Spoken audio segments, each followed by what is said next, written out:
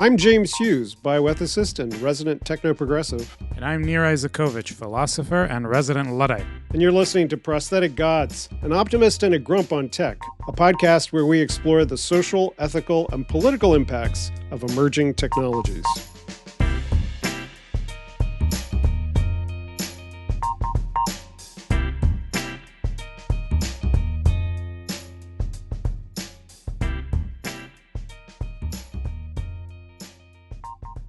Anthropic has refused the Department of Defense's demands for unrestricted use of its AI, specifically for mass surveillance of Americans and fully autonomous weapon systems, a position that it has held since signing a $200 million Pentagon contract in 2025. But Defense Secretary Pete Hegseth has responded by designating Anthropic a supply chain risk to national security. And Trump ordered every federal agency to immediately cease using its products, a legally dubious move, one which I think is already being overturned, that legal analysts say likely exceeds what the statutes authorize.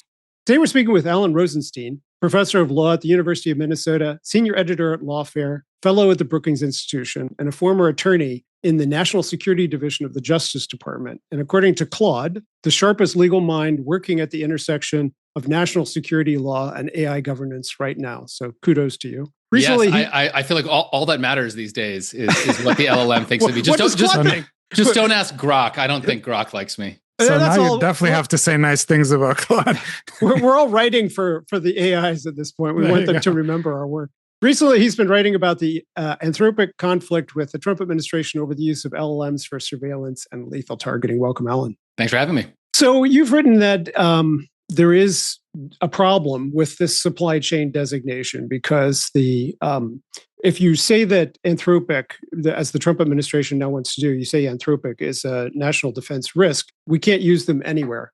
Do they have the right to do that, and what are the implications? Yeah. So the statutes that the Defense Department is using are statutes that allow the Defense Department and other agencies to designate a company as a, quote, supply chain risk. And what that designation allows the government to do is to bar those companies from directly contracting with the government and also from being used in government contracts that are run by other companies. And that makes an intuitive sense, right? If you think a particular product is a supply chain risk, you don't want it anywhere within a government contract. Now, when Secretary of Defense Hegseth first announced this on X a week ago, he actually went quite a bit further than saying that. He actually purported to ban any company that does business with the Defense Department from having any commercial relationship with Anthropic at all. So that goes far beyond using Anthropic in a defense contract. It could include using Anthropic in any part of the business's operations. And it could even, in the most extreme case, bar a company like Google or Amazon or NVIDIA from providing computational services or hardware to Anthropic. And on that extreme reading of that post, which is the only official communication we had for several days, that would effectively destroy Anthropic as a company. And we've only ever done that to hostile foreign actors, right? Well, we've never done that at all, actually, to any actor under this set of statutes, which is to say the full secondary boycott, the full no one can do business with Anthropic, which is really what we do under sanctions authorities. Congress has done that, actually, with respect to Chinese telecommunications companies. Mm-hmm. But in that case, it passed a wholly separate law in 2019 to do that. So the statutes at issue, yes, have never been used for American companies. But as far as we know, they've never been used for this secondary boycott. And that's because the statutes pretty clearly don't allow for this kind of secondary boycott. Now, since the post on X, the Pentagon has in fact notified Anthropic formally of what it intends to do. And it seems like that there's still a little bit of confusion here, that it's walked back from the extreme secondary boycott. And all they're saying, quote unquote, all they're saying now is you can't be used in any defense contract. Now, I think that also is legally problematic because I don't think Anthropic falls within the statute at all. Anthropic, it's just not a supply chain risk. But at least the Pentagon is now operating theoretically within the statute as opposed to just completely making up authorities it clearly does not have. And they are already embedded, right, in some of the systems. Claude. Oh, yes. They're not just, they are the most embedded of the frontier models. They're literally currently being used in the war against Iran. And in fact, they're so embedded that simultaneously to calling them a supply chain risk, Hegseth also said, but there will be a 6-month wind down period Which, I mean, those two things are in some sense compatible. I guess something can be a supply chain risk and so important that you have to have a wind down period. But it is a little weird to say both of those things in the same sentence. Yeah, and it is a little weird to sort of rely on a technology while you actually go to war and call it a supply chain risk. Can I ask you, Alan, this decision to sort of use the nuclear option against Anthropic and then slightly walk away or halfway walk back the nuclear option, I mean, it pretty clearly seems vindictive, but I haven't been able to figure out vindictive of exactly what. Yes, it does seem pretty vindictive. I mean, the nice thing with the Trump administration is that there's not a lot of subtext with these people. It's all text. So, when you look at Hegseth's post, especially when you look at Trump's Truth Social post, which was just a few minutes before Hegseth's post, criticizing Anthropic for being, woke and anti-American, I think it's pretty clear that a lot of this stems from the government's dislike of its perception of Anthropic as a left-wing company. I actually don't think Anthropic is all that left-wing. I mean, it's a San Francisco tech company, so some of that is baked in. But I don't think it's like all that left-wing. And I think it's the fact that it has been so willing and so eager to do business with the military actually for many years suggests that that's not quite an accurate description. So I think part of it is its perceived left-wingness, the wokeness of Claude, as it were. I think part of it is also just that for whatever reason, I think Pete Hegseth really does not like Dario Amodei, Anthropic CEO. I think he's sort of offended that some Silicon Valley dork with frizzy hair is trying to walk into the Pentagon and tell him how he can use his warfighters. And I think, again, with the Trump administration, a lot of stuff is just very personal, which makes it hard to analyze. I think whether you're a lawyer or a political scientist or kind of a professional analyst of some sort, you kind of always assume that the players you're analyzing are fundamentally rational. They may be good people, they may be bad people, they may have good incentives or bad incentives, but they are fundamentally rational actors. That's kind of the only way to get purchase on these people. And with the Trump administration, they're just not. Like, a lot of this is just run amok. My favorite example of this is at some point, kind of during the whatever round of Trump of tariff noise that was coming out of the White House, Trump gave some press conference and he bragged that when he initially set tariffs on Switzerland, they were like 10%. And then the Swiss prime minister called him and said, objected to this. And he said, I'm paraphrasing, but not that much, I didn't like her tone, so I increased it to 15%. And he was bragging about this. He thought this was a good way of setting tariff policy because, I don't know, it made him feel big and strong and domineering. So I think a lot of what's happening here is that, Hegseth's ego was threatened by Anthropic. He doesn't like that. And so he would like to burn the company to the ground, which, is maybe not the way that the American government should do AI policy, but elections have consequences. Is there an ego play on Dario's part as well? Oh, I mean, certainly. And I think the criticism of Anthropic has always been that they're kind of a little holier than thou and they're a little self-righteous and they think that they have all the answers and that, they should be able to impose their perhaps somewhat idiosyncratic views. And I think if you want to criticize them for that, that's perfectly fine. The right answer from the government is just not to do business with Anthropic, right? Is to say, okay, we're not going to use you for this contract because we don't like the terms of service that you provide. It's not to then turn around and the way you end an unsuccessful negotiation is you shake hands and you walk away. One side doesn't pull out a gun and try to shoot the other side. Just digging in on the fact that Anthropic is woke coded and pulling back a little bit. 3 years ago, AI safety was right-wing coded, right? It was the AI oligarchs who were trying to sell us on the urgency of AI safety and that they were going to figure this out. And now Anthropic has used AI safety to become a dominant business player because the businesses obviously want whatever they're cooking. And the AI safety issue has become woke coded and people are shifting from OpenAI to Anthropic for that reason. Do you think that that's ironic and misguided? So I'm not sure I fully agree with how you describe what's been going on in the industry. So, I'm not sure AI safety was ever right coded. I mean, I think the effective altruist people have always been kind of left coded. I mean, it's not even clear how much like the left right coded binary really works here. I mean, certainly people on the left objected to AI safety because they thought it distracted from more pressing issues.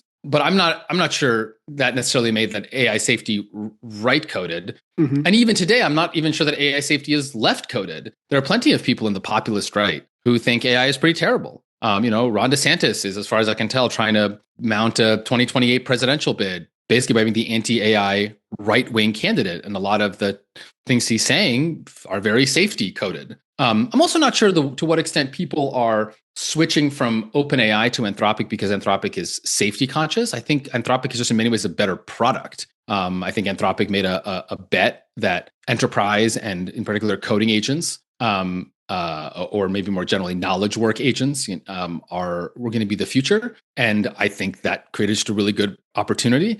I think OpenAI went really heavily into consumer, and I think that's not necessarily worked out super well for them. I mean, they have the most users, but definitely not the most revenue. Now, I do think that Anthropic's stand in this particular debate is probably giving them a lot of reputational benefits, both with the public and also with Silicon Valley engineers that they want to come work for them. But I don't know how much of that is Anthropic being a safety organization versus Anthropic just having principles that it's willing to stand up for. Alan, could I ask you a question? If we go back to the sort of grandstanding that we described earlier, if we pull back from the grandstanding and from the personalities involved, doesn't the Pentagon have an argument that tech moguls should not be making policy? If you, in other words, reversed the picture and said, we have a social democratic administration and the best AI product is made by Elon Musk, and Elon Musk says XYZ has to be the guardrails of my product, and a democratic administration says, who are you to say what the guardrails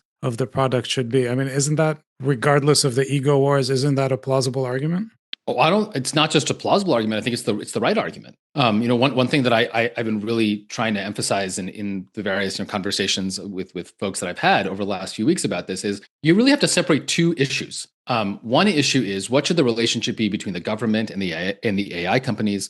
Should the government enter into contracts with AI companies where the AI companies purport to limit what the government can do beyond government lawful uses, et cetera, et cetera? One way I've been describing it is if you're going to have a military industrial complex, which side of the hyphen should run it, right? Should it be the military side or the industrial side? And on that point, I'm actually pretty sympathetic to the government's position. Now, not necessarily this government's position because I don't trust them. But it's important to abstract a little bit away from, the particular administration in power. And, while I do have a lot of respect for Anthropic, I've met several of their co-founders. I think they're really impressive. If Silicon Valley is going to invent the machine god, I think there are worse people to do it than Anthropic. I didn't vote for Dario Amodei. Now, I didn't vote for Donald Trump either, but half of the country did, and elections have consequences. And so, yes, I generally am quite sympathetic to the argument that the government probably, if it's going to enter into these contracts, should enter into them on an all lawful uses basis. And I'm even willing to go farther and entertain that maybe certain extreme circumstances where the government should be able to, through statutory tools like the Defense Production Act, maybe even compel a AI company to provide its services to the government, over the AI company's objections. Though that's very tricky, and really have to think about when that's appropriate. That's the interesting question where I think there's a lot of debate and there's a lot of interesting nuance to get into. But there's this other question, and that's the question that is currently at issue in this litigation, which is, okay, if the government cannot agree with an AI company to mutually advantageous terms, should the government, to use my previous analogy, pull out a gun at the negotiating table and shoot the counterparty? That's not an interesting question in my view. It's a very important question right now, but it's like, no, it shouldn't do that. What are we doing here? And so I think it's very important, while we're all focusing on this second question, because that's the question of the day, to not forget that there's this first question. And however this particular dispute gets resolved, and I can get into it, but I suspect Anthropic will ultimately prevail in its litigation. This first question is going to be the question for the next several years, right? I think this debate has put on the table something that has always kind of been lurking in the background, and something that people who study AI longer than I have always thought was inevitable, which is some degree of nationalization of the AI industry. Now, I'm not necessarily about like Cuba-style private property expropriation, though who the hell knows, but more the really bringing under the control of the government fundamentally important questions like, how does the next model get developed? And to what extent is there public access? And are there fancy capabilities that are only reserved for the government? These kinds of questions. I think this is what we're seeing now is finally this issue coming to a head. And this is the opening salvo into what is going to be, I think, by far the most important AI regulatory question of the next several years. So just in general, there have been industries that are so vital that we don't want to leave them to competition, but we also don't want to fully socialize them. And those are public utilities. You think a public utility model might work here? where we kind of restrict. It's already in the defense industry, as you're pointing out. There's limited competition and high oversight. Yeah, I mean, that's an interesting question. I mean, usually you do public utility, the kind of classic public utility you do, where there are natural tendencies towards monopolistic behavior. The classic example is the electricity utility, right? You don't want to have 3 or 4 electrical utilities competing because they're going to, run wires parallel to each other. So you get, quote unquote, ruinous competition. So the most efficient outcome is a monopoly, right? Where there's only one winner with one set of electrical wires. But of course, if you have a monopoly, then you have problem because you have a monopoly. So you have to regulate those. I don't think AI is actually like that. I think you want potentially a lot of competition. I think it's good for consumers, for enterprise clients, for government clients, for you to have a bunch of frontier models, frontier labs that are sort of going at it. So I don't know if the kind of public utility model is exactly the right model here, but I think the defense industrial base might be a pretty good model, right? And the government's not averse to having several companies that it can look to build the next fighter jet. But it does obviously regulate those pretty heavily, both directly, for example, through export controls. And I'm not an export control scholar, but I'm pretty sure Lockheed Martin can't just sell the latest fighter plane to North Korea, and also through defense contracts that provide kind of baseline funding to make sure that you always have a defense industrial base. Now, one thing that's interesting about AI is that it's as dual use as you can imagine, because it's as general purpose as you can imagine. So it's actually not clear to me that you need government contracts, right? The government and the Defense Department, as big as it is still a tiny fraction of the overall U.S. economy. And if AI is as big of a deal as a lot of people think it is, and I'm a part of the, I am fully AGI pilled, as it were, the literal forget billions of dollars, trillions of dollars, right? Maybe tens of trillions of dollars of revenue that these companies are going to get is going to be more than enough to drive GPT 5, 6, 7, 8, 9, 10. And so I don't necessarily think the government needs to provide sort of financial backstop. But one way or the other, right, the government is going to get its arms around this, right? Weber famously defined the sovereign as that entity with the sort of with the monopoly over legitimate violence of a jurisdiction. And to the extent you think that AI is not just sort of a fun toy for making cat videos, but is going to be the thing that drives the entire world, including the military, including the use of force, it was never going to be realistic for the government to sit in DC and twiddle its thumbs while a very small number of Silicon Valley engineers built the machine god on the West Coast. So how this nationalization works is totally unclear. There are lots of different models for it. We'll have lots of debates over that. But, the debate has really begun. So apropos taking AI that much more seriously, if we could sort of speculate in a way that I'm assuming is pretty close to reality here, it seems like we are shifting qualitatively about the use of AI in war from a focus, say, in Ukraine or Gaza on targeting or kind of more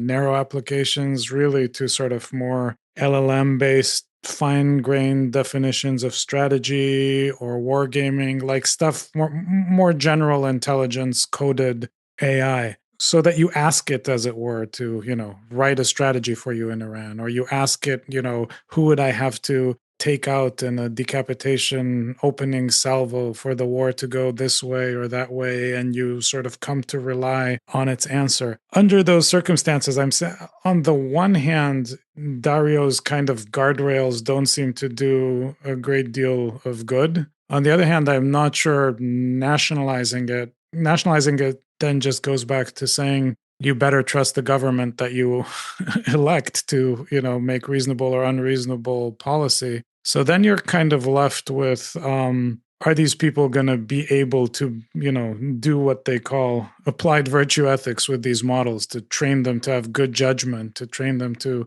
be able to sort of make plausible kinds of decisions? What do you think, Alan, about that third option between tech-induced guardrails and nationalization, this project of sort of raising AIs, as some of these people call it, or, teaching them as you would a child to, gradually have good judgments rather than depend on them to follow rules? Are you optimistic about that project? Well, so I'm not sure any of those are in conflict. So I'm not sure I'd compare. They're not. The question is in a way what you emphasize as your best bet for an AGI sort of staying broadly within reason with its actions and with the policies that it recommends. Well, again, but that sort of begs the question of what you mean by within guidelines, right? So you said that you're not sure that these red lines do much. They do something. They presumably prevent mass surveillance and fully autonomous military weapons. Now, you may think that's not enough, but that's just a substantive disagreement with what Amadei thinks.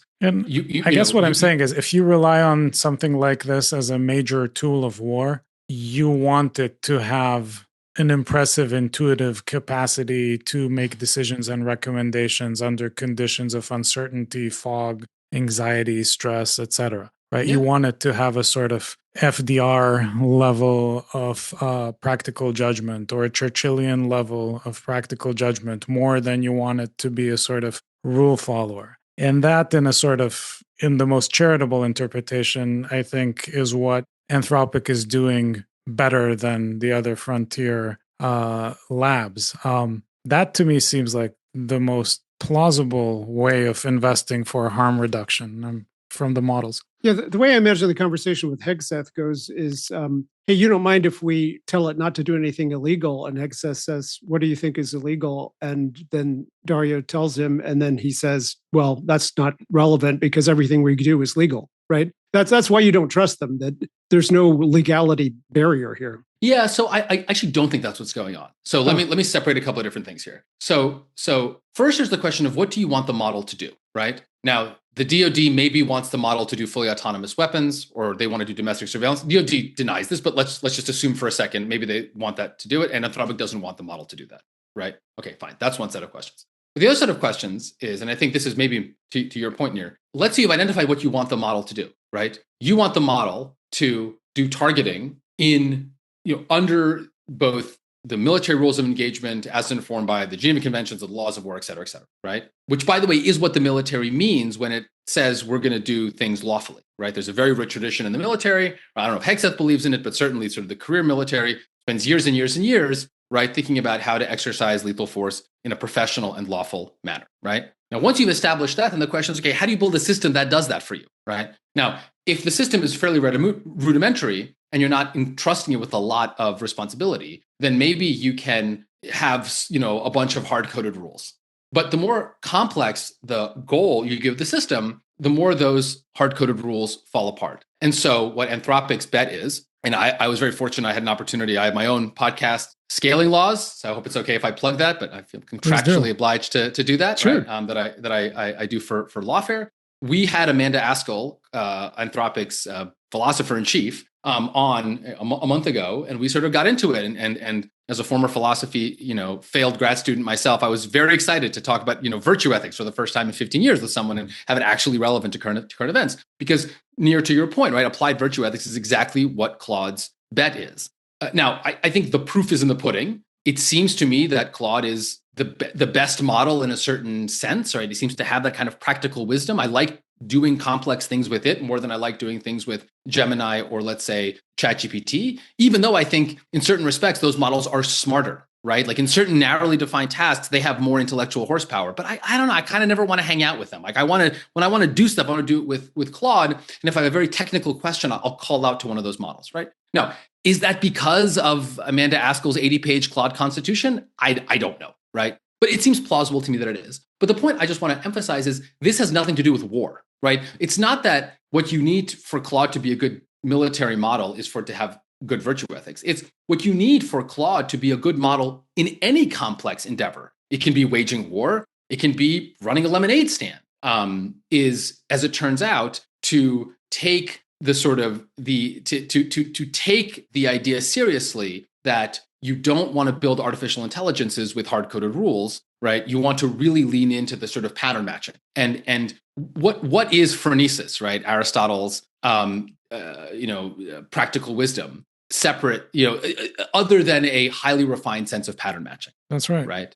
Absolutely. With trainings on large data sets. Exactly. I mean, in a sense, Aristotle was the first scaling laws pilled philosopher. Couldn't agree more. Couldn't agree more. But that makes me think that it would be a waste. It already is a waste to use AIs primarily for targeting decisions, because, for example, an AI can give you the kind of strategic advice that would have prevented Chamberlain from making the mistake he made in 1938 in Munich, based on data. It would probably be able to tell you 3 weeks ago that the Gulf states, rather than go in fully on the side of the Americans, will slightly sit on the fence because they won't trust that the Americans would have the perseverance to stay long enough, and then they'd still find themselves with Iran, and so they'd kind of continue hedging their bets, et cetera, et cetera. So these in some ways are, I think, emerging as the more attractive use cases of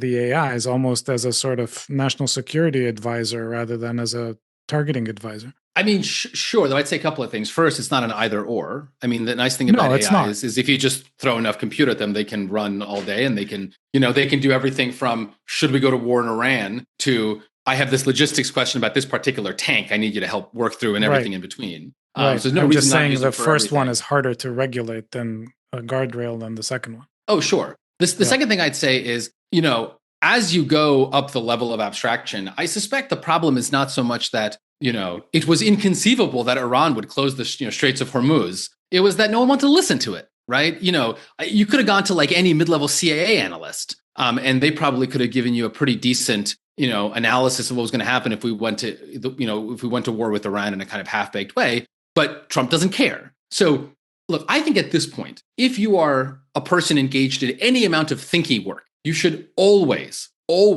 run your analysis through a smart language model. There's just no good reason not to, right? And I think it's sort of increasingly malpractice not to. Now, I'm not saying you should outsource your thinking to it. And there are very complicated questions of how do you make sure you're not outsourcing? And we can have that conversation, right? But certainly, if you yourself have come to some analysis, it seems crazy not to use, rent a smart friend in the sky for that as well. But you have to be willing to listen to the analysis of the AI. And so I think the problem in the Trump administration is not that, they can't find a smart person to tell them how to prosecute a war against Iran. It's just they don't care. And that's not something anyone can fix for them, Claude or otherwise, real Claude or human Claude.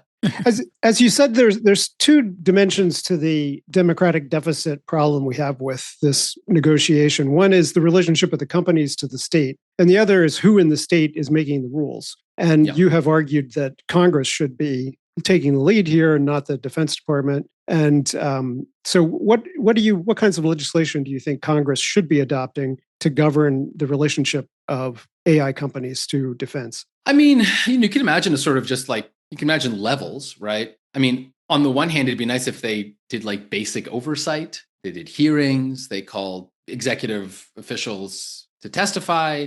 The main problem with Congress is that it just becomes such a wholly partisan body that you just cannot trust it to think in terms of its own institutional prerogatives. I'm now sort of putting my sort of constitutional law professor hat on, right? And this goes obviously far beyond AI. It tends to be unable, unfortunately, to think in terms of its institutional prerogatives as the Article 1 branch, which is, one article more important than the Article 2 branch, and therefore it should presumably do some oversight. And instead in purely partisan terms, right? And this is honestly true on both sides. I think Democrats are a little bit better, right? I mean, the Republicans are unfortunately sort of fully cultified now. But the Democrats have their own obvious partisan pathologies, CEG, how long it took for them to realize that Biden may not have been the best, candidate to run in 2024.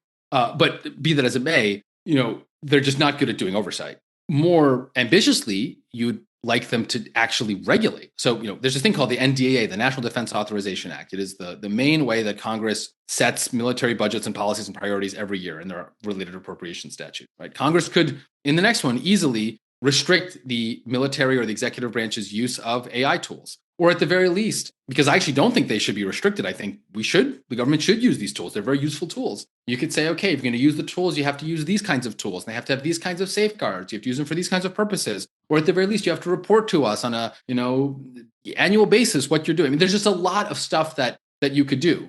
And it should be Congress ultimately that decides, should we use AI tools for otherwise lawful domestic surveillance, right? Is that something we want to do? There are good arguments on both sides, right? It should be Congress that ultimately decides, do we want to have killer robots, fully autonomous, murder bots? There are good arguments on both sides, actually. These are not simple, trivial questions. We have a deliberative body that is supposed to do that. The fact that they can't is It's not limited to AI. Let's put it that way. So this issue of AI regulation is huge in a lot of domains. We're trying to regulate whether they can talk to kids and what kinds of things they say to people who are mentally ill and so forth. And so all kinds of regulation should be coming from Congress trying to regulate AI speech and AI contents.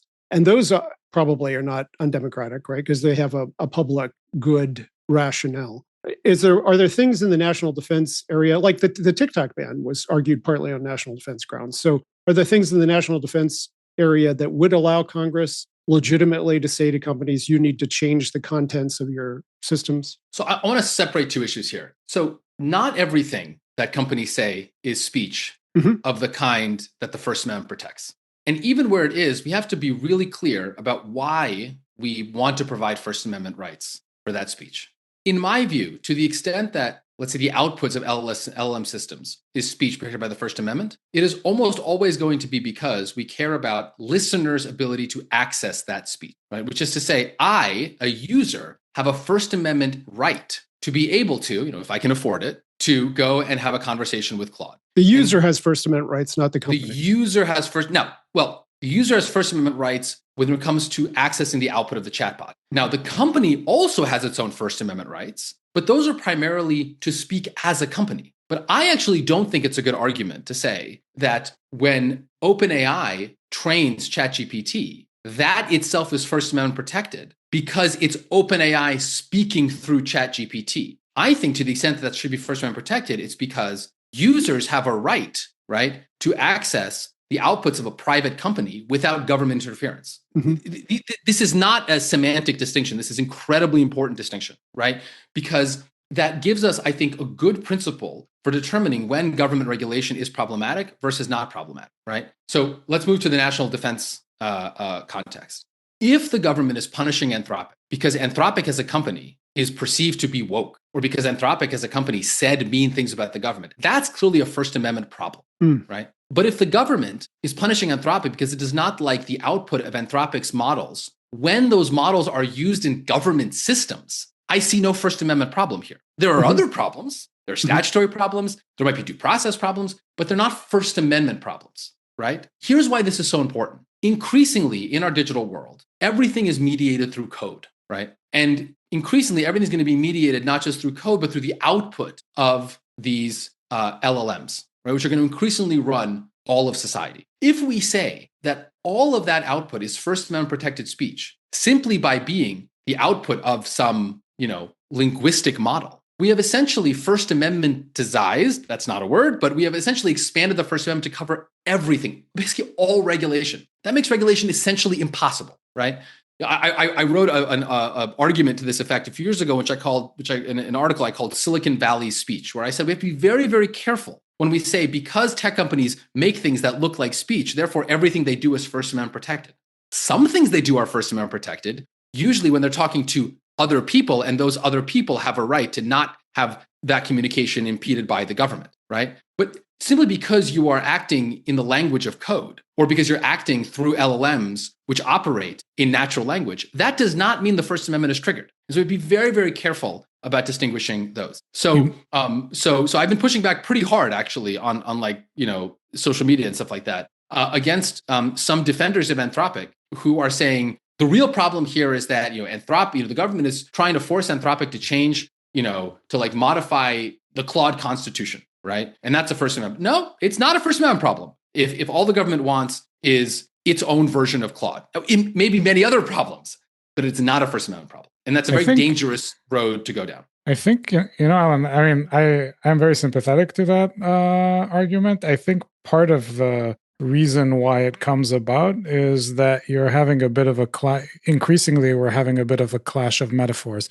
We're talking about applied virtue ethics and about raising models like we raise kids, and you yourself said that you are increasingly AGI pilled, and soon we will all be super intelligence pilled. And then the problem is going to be that we are going to talk about models who are subject to being raised and subject to learning phronesis and applied virtue ethics and are super intelligent who don't have First Amendment protections. And so those two don't sit comfortably together.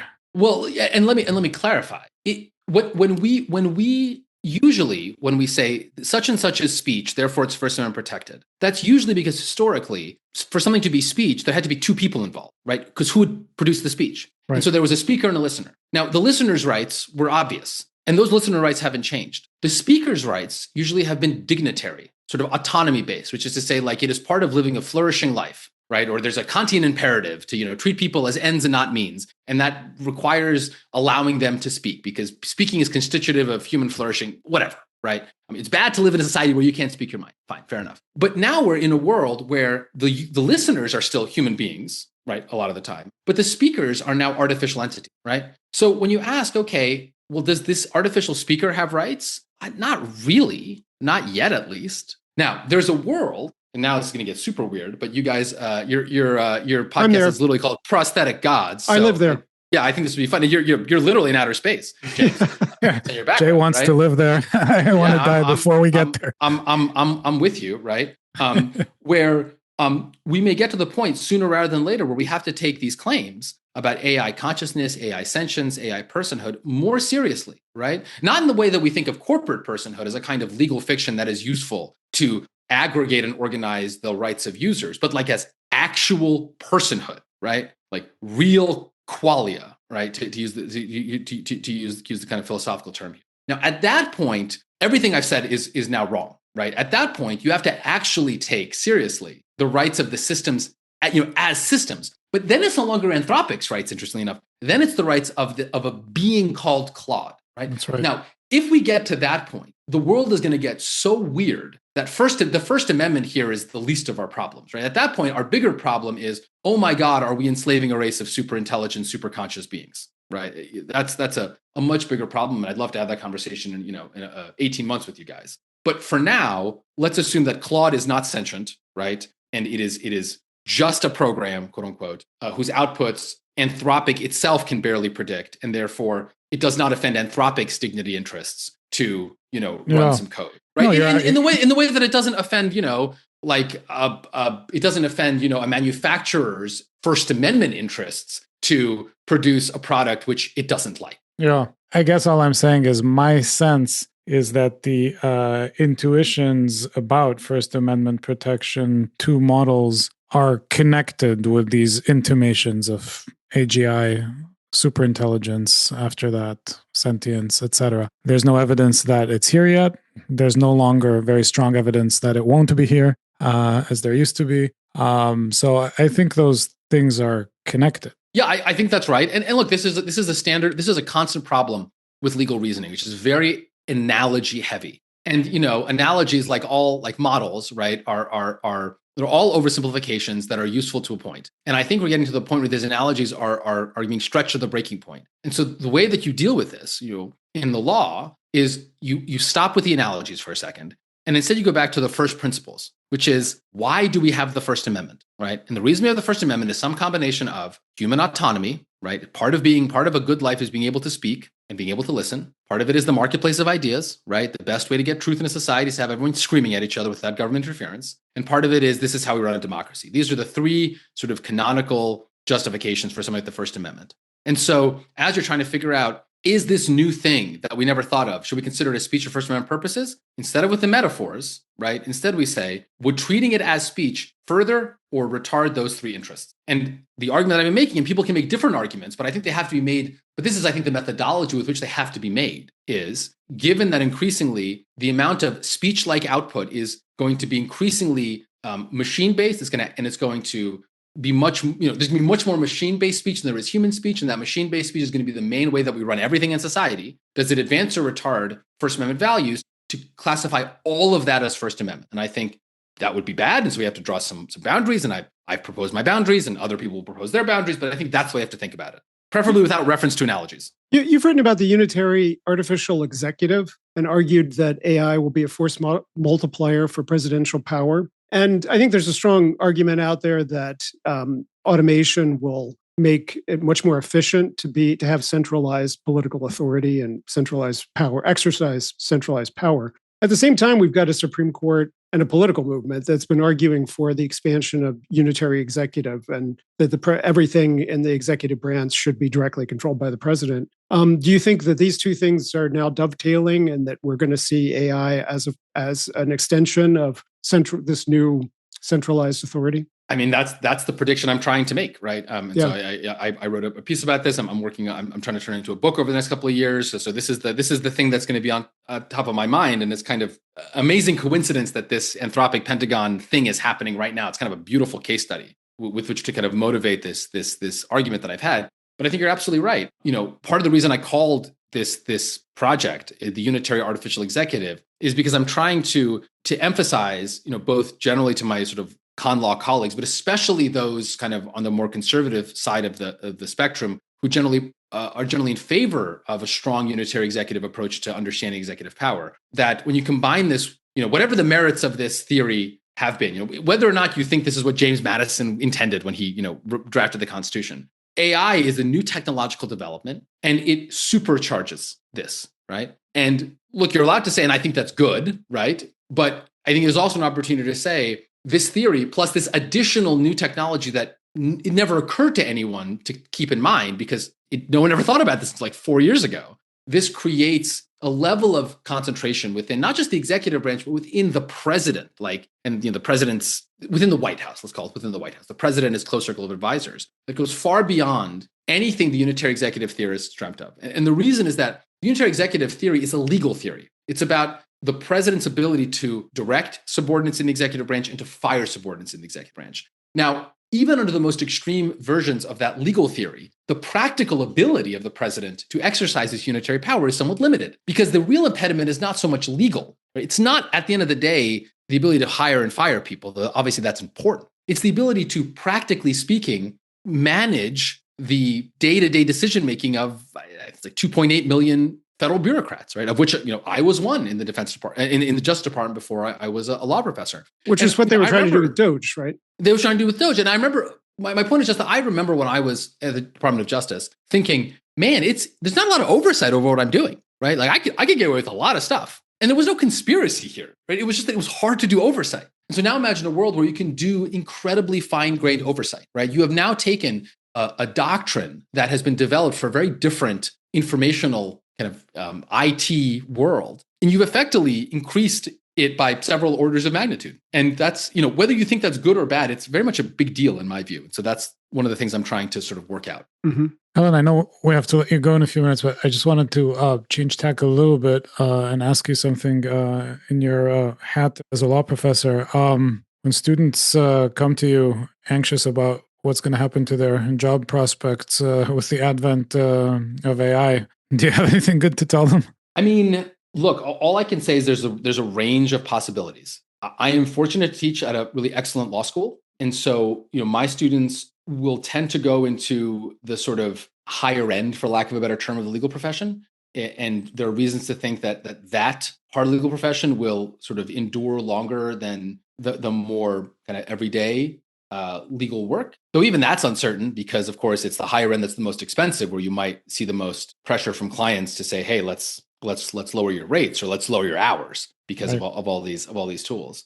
I mean, I think if law is fully commoditized and swallowed up by AI, that means that medicine is too. That means that computer engineering. It means that a lot of business work is. So we're going to be dealing with a kind of white collar jobs apocalypse that goes far beyond law, right? There's really no place to hide at that point within kind of quote unquote knowledge work, right? At that point, you should go into the trades, which I think probably has been underrated for a long time and may hopefully finally get the kind of social recognition that I think it's always deserved, right? Like until we get humanoid robots.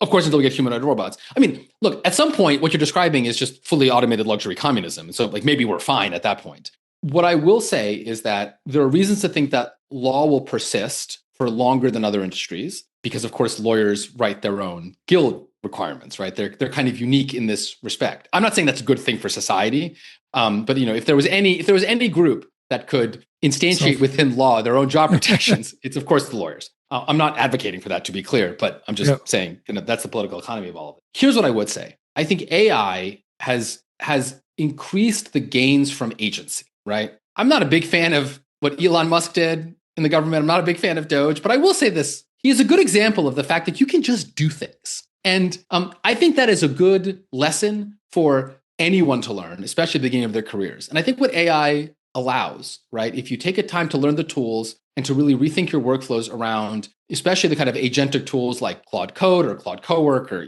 whatever, there could be a million of these coming out, you can just do a lot more. Now, doing a lot more is scary. It requires more initiative, it requires more risk-taking, it requires a willingness to not just do it the way everyone's always done it, but to try new things, to fail. A lot of times, I think it's a line from Churchill that like success is the ability to go from failure to failure with full enthusiasm. I think that's what I would encourage. There's going to be a lot more volatility in a world of AI disruption of knowledge work. But of course, volatility is exactly when, in the markets, that's when you make the most money. So I think there's a similar argument there. The thing for law students is that law often attracts very, very intelligent, very, very hardworking, very, very conscientious type A order muppets, right? I mean, the law, and we kind of often want that. The law does attract a kind of color within the lines personality. And I do think there's a danger that that's exactly the personality trait that you have to push back against a little bit in a time of high volatility, right? Because you don't want to go and say, since kindergarten, I've been really good at working really hard and listening to instructions. That used to be a great way of having a fabulous career in law, accountancy, radiology, whatever the case is, right? But that personality trait was always contingently useful, right? Not inherently useful.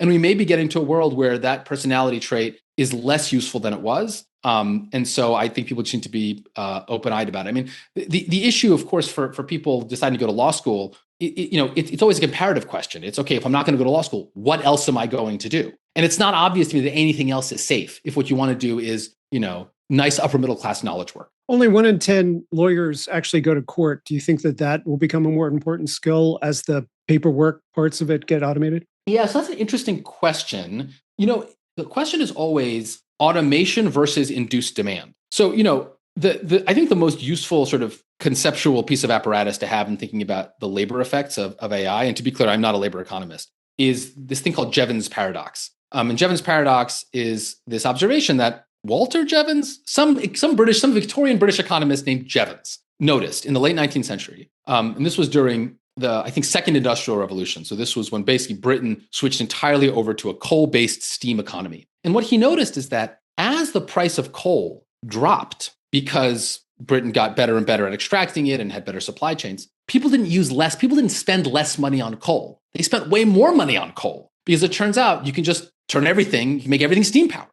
And you see this over and over again across sort of many economic sectors. As an input goes down in cost, sometimes you end up spending less on that input because you don't need as much of it. Or rather, it costs less and you don't need more of it. But often what you realize is, now it's cheap enough for me to rebuild other parts of my workflow around that input. A related example of this is building more highway lanes never decreases traffic because it just induces demand for more people to get on the highway. So whenever you think about automation, you have to ask yourself, okay, so this is going to get, we're going to have replacement because of automation, but also what's left, we may have more demand for. So the question to ask is, is there a lot of latent demand pent up, for example, more software? You can imagine a world in which a massive amount of software gets automated, but that just lowers the cost of software. You still need humans for some part of software, even if it's just to talk to like business people and figure out a software plan. And so on net, you actually end up having more software engineers, even though their jobs are different.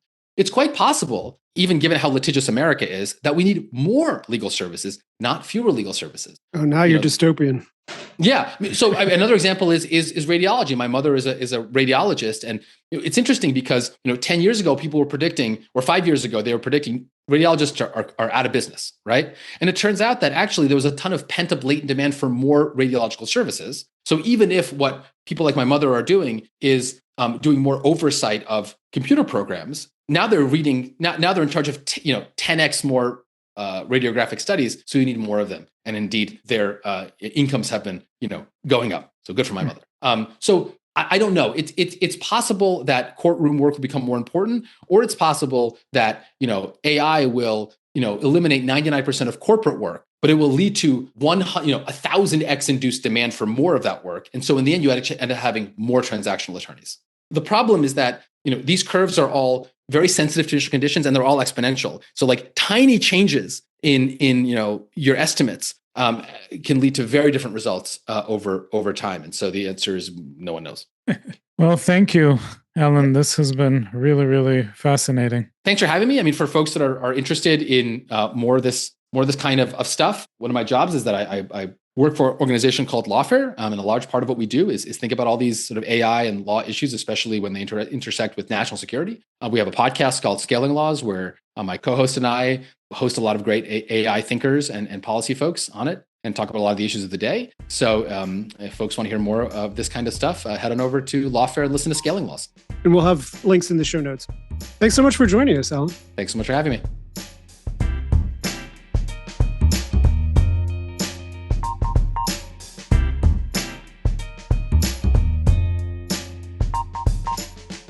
Prosthetic Gods is hosted by me, Jay Hughes, sociologist, bioethicist, and the executive director of the Institute for Ethics and Emerging Technologies, and by Nir Eisikovits, philosopher and director of UMass Boston's Applied Ethics Center. You can find us at prostheticgods.podbean.com. In the words of Sigmund Freud, man has, as it were, become a kind of prosthetic god.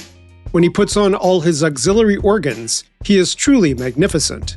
But those organs have not grown onto him, and they still give him much trouble at times.